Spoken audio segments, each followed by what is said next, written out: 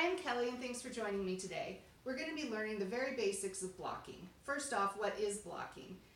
That is simply some crocheted items don't look truly beautiful and finished, especially lacy ones, until you spread them out, pin them down, and then do some type of treatment to them to get them to stay in that pinned out shape. And that is all blocking is, so don't be afraid of it. It seems like a lot of people are a bit intimidated by it, but it's a great tool to make your items look really polished and really finished. Let me show you the two samples we're going to be using today. This is wool, and this is just a little swatch I whipped up this morning. And this one is cotton. This is a doily pattern by Patricia Christopherson. And so let's go through the supplies that you need to block. First off, you need some water, which is why we're in my kitchen today. I'm also going to be using liquid starch. You'll need some towels, and then you need something to pin the items down with. And I prefer to use T-pins, but you can use any type of straight pin that won't rust if it gets blocked, if it gets wet. These are some foam boards that are intended to use in kids' rooms, and this is what I most often pin my items to, but you can see the letters fall out pretty easily. So I also have some fancier boards that have a grid on them to help you measure.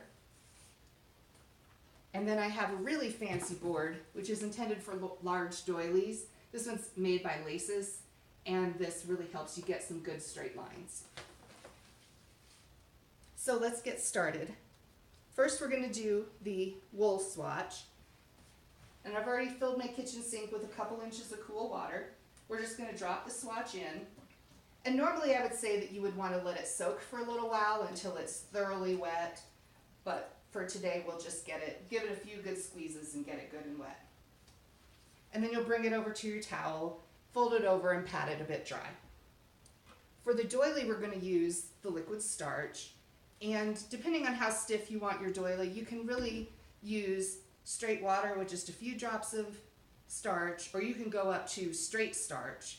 And I usually do around 50-50, although I don't actually measure, I just kind of eyeball it. So we're going to pour in some liquid starch, and we're going to add in some water.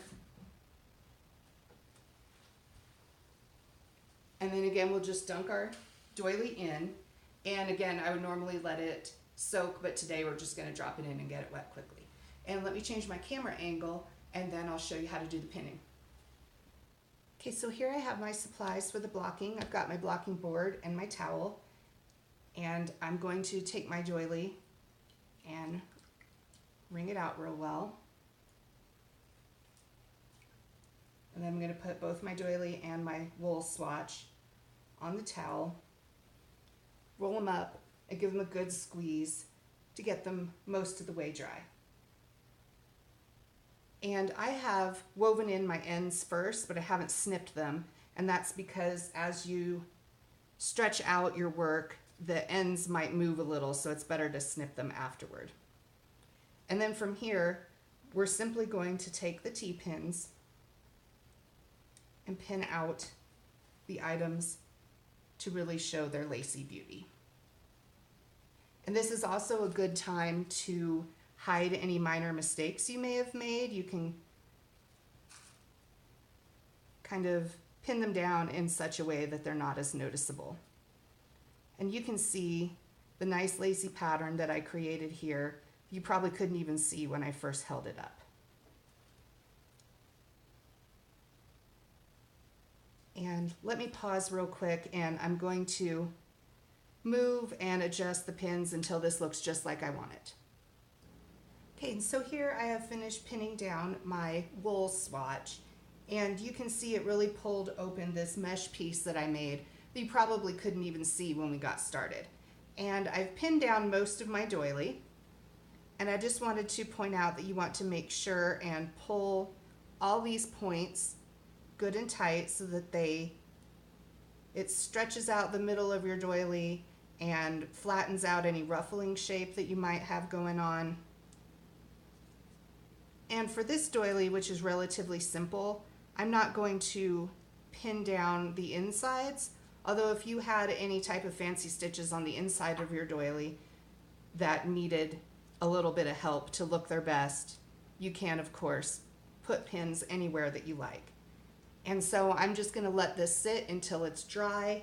You can aim a fan or something on it if you want, but once you take out the pins, these will retain their new shape. And I believe that these look a lot more beautiful like this than they did when I held them up at the beginning of the video.